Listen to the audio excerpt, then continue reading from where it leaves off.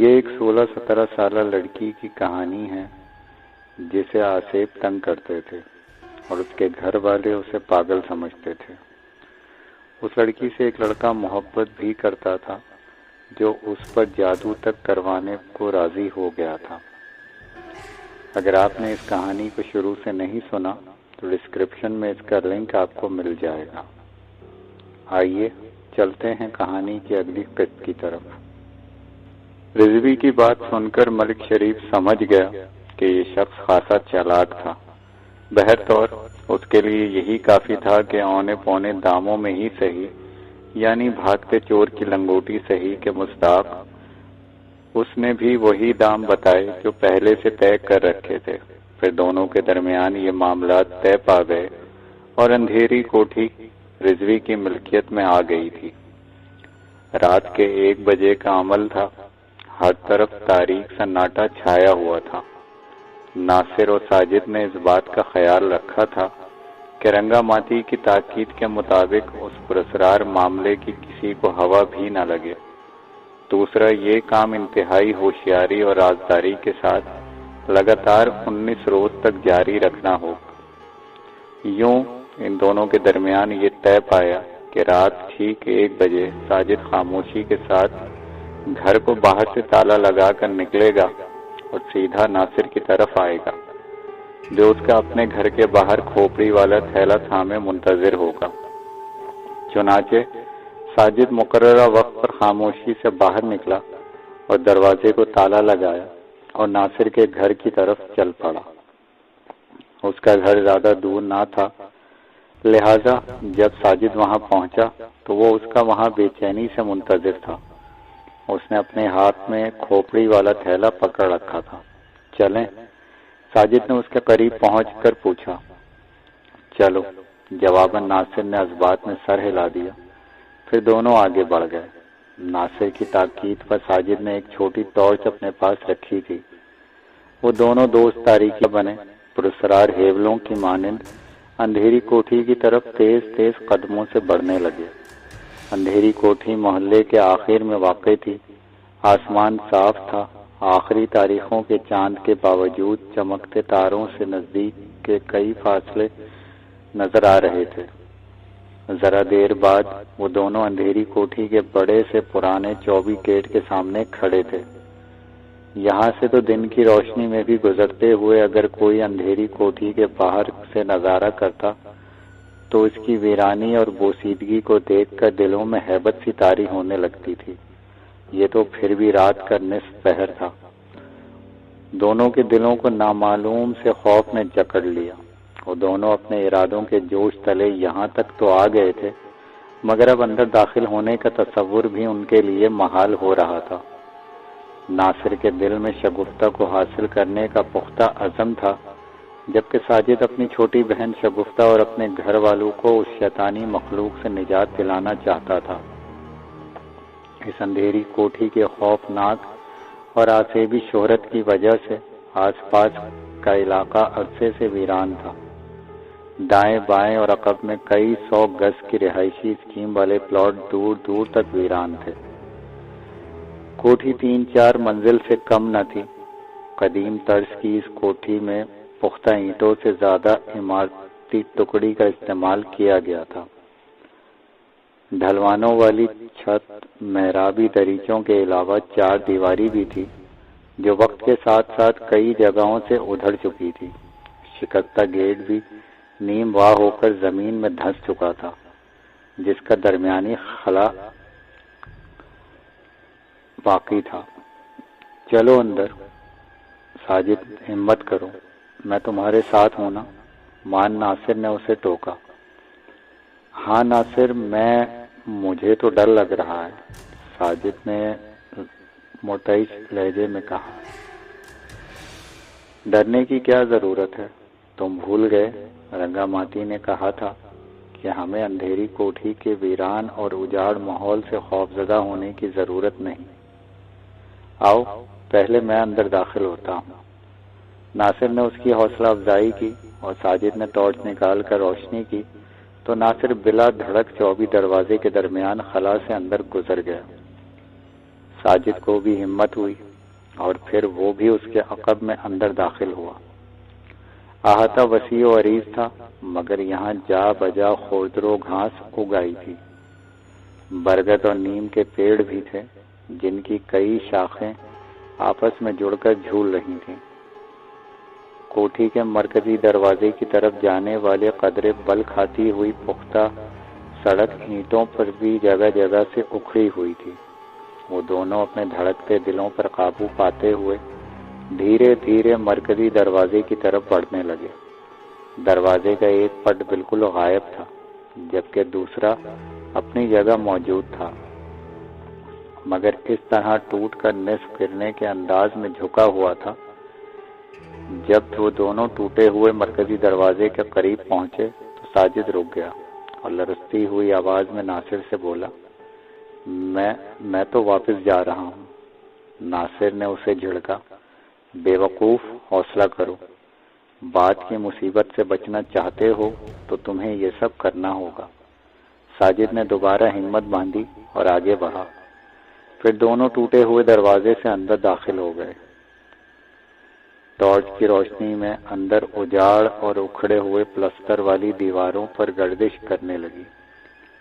یہاں بھانت بھانت کا کباڑ بکھرا پڑا تھا۔ کچھ کمروں کے دروازے بھی نظر آ رہے تھے جو زمین میں دھنسے ہوئے تھے، جیسے صدیوں سے بند پڑے تھے۔ ساجد اپنے ہاتھ میں پکڑی ہوئی ٹارچ کے ہالے کو دائیں بائیں اور نیچے اوپر گردش دے رہا تھا۔ تب اچانک روشنی کے ہالے نے ایک بھیانک منظر کو واضح کیا۔ وہ ایک انسانی لاش تھی جو کاٹ کباڑ کے اندر سے ابھرے ہوئے تیز نوکیلے اور زنگ آلود لوہے کے سریے پر پڑی ہوئی تھی۔ لاش کے دونوں ہاتھ اور چہرہ نیچے لٹک رہے تھے، اور لاش کے پیٹ سے جدھر سریا پیوست تھا وہاں سے تازہ خون بہہ بہہ کر سیلن زدہ فرش میں جذب ہو رہا تھا۔ ساجد کے حلق سے تیز چیخ خارج ہوئی اور ٹارچ اس کے ہاتھ سے چھوٹ کر گر پڑی۔ ناصر بھی پریشان ہو گیا۔ دونوں کو معلوم نہ تھا کہ وہ لاش کس کی ہے۔ وہ دہشتناک منظر ناصر نے بھی دیکھا تھا۔ وہ ایک لمحے کو لرز گیا، مگر ساجد کے مقابلے میں اس نے اپنے حواسوں پر فوری قابو پا لیا۔ ڈرو نہیں ساجد، یہ کوئی جن بھوت نہیں ہے، ٹارچ اٹھاؤ، ناصر نے سرگوشی میں اس سے کہا۔ ساجد نے ہمت کر کے ٹارچ اٹھائی تو ناصر آگے بڑھا اور لاش کا معائنہ کرنے لگا۔ لگتا ہے اسے موت کا شکار ہوئے تھوڑی ہی دیر گزری ہے، وہ بڑبڑایا۔ ساجد کی خوف سے بری حالت ہو رہی تھی۔ ناصر بھی اندر سے دہشت زدہ تھا، لیکن اس نے خود پر قابو پا رکھا تھا۔ ناصر، یہاں سے فوراً بھاگ چلو، کہیں ہم اس لاش کی وجہ سے کسی مصیبت کا شکار نہ ہو جائیں، ساجد نے لرزیدہ لہجے میں کہا۔ ناصر لاش کی طرف دیکھتے ہوئے پرخیال لہجے میں بولا، لگتا ہے یہ بدنصیب اپنی موت آپ مرا ہے۔ اس نے ضرور ہم سے پہلے یہاں کسی بھی مقصد کے تحت اندر داخل ہونے کی کوشش کی ہوگی، اور پھر دہشت زدہ ہو کر بھاگنے کی کوشش کی اور اس ابھرے ہوئے تیز نوکیلے سریے پر گر پڑا۔ ناصر کی ماہرانہ تجزیے پر ساجد کی کچھ ہمت بندھی، تاہم اس کی پریشانی بدستور قائم تھی۔ وہ بولا، ناصر، کچھ بھی صحیح، یہاں ایک لاش موجود ہے، کم از کم آج کے وقت واپس چلو۔ بزدلوں والی باتیں مت کرو ساجد، ناصر اسے سمجھاتے ہوئے بولا۔ یہاں کسی کو آنے کی ضرورت نہیں ہوتی، کون دیکھے گا یہ لاش؟ یہ ادھر پڑی پڑی گل سڑ جائے گی۔ آؤ وہ قبر والا کمرہ تلاش کریں۔ ابھی سے ہی اگر یوں خوف زدہ ہو گئے تو آگے عمل کیسے کرو گے؟ پھر وہ دونوں باری باری سارے کمروں کی بوسیدہ اور ٹوٹے ہوئے دروازوں کے اندر جھانک جھانک کر دیکھنے لگے۔ اس پراسرار عامل رنگا ماتی نے انہیں اتنا ضرور آگاہ کر دیا تھا کہ جس کمرے میں قبر تھی وہ نیچے ہی کہیں واقع تھا، لہٰذا انہیں اوپر کہیں تلاش کرنے کی ضرورت نہ تھی۔ بالآخر ایک کونے والے کمرے میں وہ قبر نظر آ گئی۔ وہ دونوں اندر داخل ہو گئے۔ قبر کی حالت بہت شکستہ تھی، اندر گڑھا بھی پڑا نظر آ رہا تھا۔ جس کے اندر سے 3-4 موٹے موٹے چوہے آمد و رفت جاری رکھے ہوئے تھے۔ ناصر نے فوراً اپنے ہاتھ میں تھاما ہوا تھیلا کھولا اور پھر اندر ہاتھ ڈال کر سب سے پہلے ایک لالٹین نکالی، اس کے بعد رنگا ماتی کی دی ہوئی کھوپڑی۔ یہ تم نے اچھا کیا لالٹین ساتھ لے آئے، ساجد نے کہا۔ ہاں ظاہر ہے پورا 1 گھنٹہ عمل کرنا ہوگا، یہ ٹارچ کب تک کام آئے گی؟ ناصر جیب سے ماچس نکال کر لالٹین جلاتے ہوئے بولا۔ ساجد نے ناصر کے کہنے پر کپ کپاتے ہاتھوں سے وہ کھوپڑی اٹھا کر قبر کے اوپر رکھ دی اور پھر دونوں ساتھ ساتھ قبر کے قریب بیٹھ گئے۔ ساجد نے رنگا ماتی کے بتائے ہوئے جملے اگلنا شروع کر دیے۔ وہ ہلکی ہلکی آواز میں جملے دہرائے جا رہا تھا۔ ابھی یہ پراسرار عمل کرتے ہوئے تھوڑی ہی دیر گزری تھی کہ اچانک باہر والے ہال نما کمرے میں کسی کے قدموں کی چاپ ابھری۔ ساجد عمل کرتے کرتے بری طرح چونکا، ناصر بھی ڈر گیا۔ خبردار، ڈرنا مت، عمل جاری رکھو، یہاں سے ہلنے کی کوشش نہ کرنا جب تک کہ عمل پورا نہ کر لو، ورنہ بے موت مارے جاؤ گے۔ ایک شناسا آواز جیسے پردہ غیب سے ابھری۔ دونوں اس آواز کو پہچان گئے تھے جو اس پراسرار عامل رنگا ماتی کی تھی۔ وہ دونوں دہل گئے اور پھر ساجد نے دوبارہ عمل شروع کر دیا۔ ناصر کے کان اپنے عقب میں دروازے کے باہر ابھرنے والی قدموں کی چاپ پر اٹک گئے جو دھیرے دھیرے قریب آتی جا رہی تھی۔ پھر اچانک دروازے میں زور کا کھٹکا ہوا اور تیز غیر انسانی غراہٹ ابھری۔ دونوں ٹھٹک کر اپنی گردنیں موڑے عقب میں دیکھنے لگے اور جیسے خوف سے ان کی رگوں میں خون منجمد ہو گیا۔ دروازے پر ایک نہایت بھیانک چہرے والی غیر انسانی مخلوق کسی چوپائے کی طرح رینگتی ہوئی اندر داخل ہو رہی تھی۔ یہ وہی مخلوق تھی جس نے شگفتہ کا جینا حرام کر رکھا تھا۔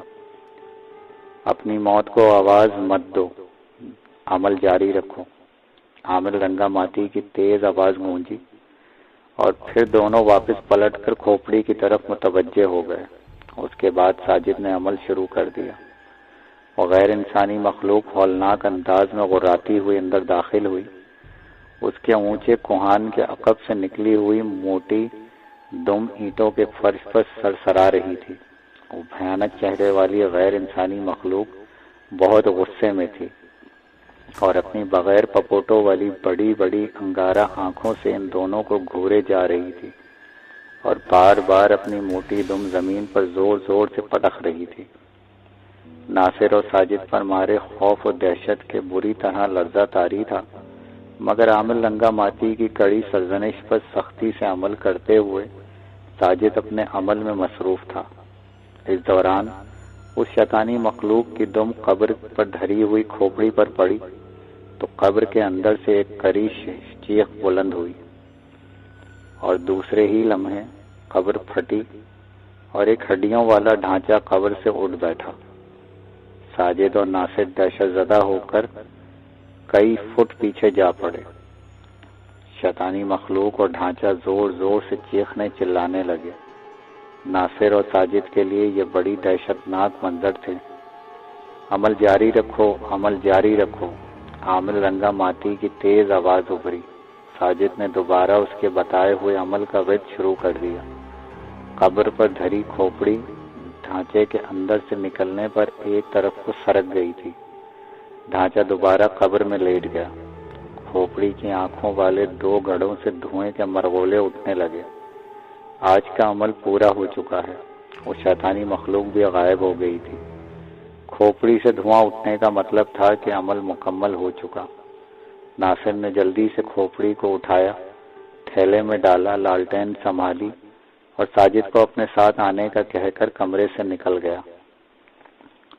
پھر جب اس سنگ آلود آہنی سریے پر پھروئی ہوئی لاش کے قریب سے گزرنے لگے تو دفتن وہ دونوں چونکے۔ لاش کے بے سود جھولتے ہوئے وجود نے حرکت کی اور التجا کے انداز میں چلا کر بولا، مجھے بھی اپنے ساتھ لے جاؤ، مجھے بھی اپنے ساتھ لے جاؤ۔ یہ کہہ کر وہ لاش ماہی بے آب کی طرح تڑپنے لگی۔ اب تو ناصر اور ساجد کا دہشت کے مارے برا حال ہو گیا۔ وہ دوڑ پڑے، پوری اندھیری کوٹھی کے در و بام میں چیخ پڑے، بھاگو، پکڑو، جانے نہ پائے۔